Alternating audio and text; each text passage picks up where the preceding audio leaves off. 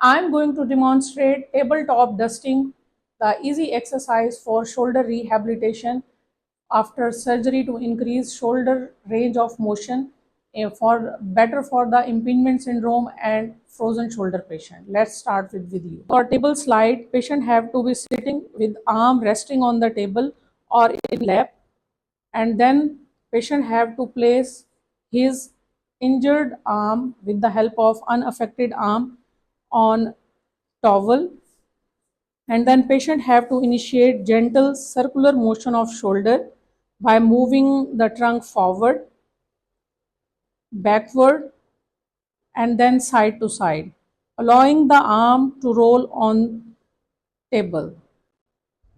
As pain subside, patient use the shoulder muscle to actively move the cloth through greater range of motion.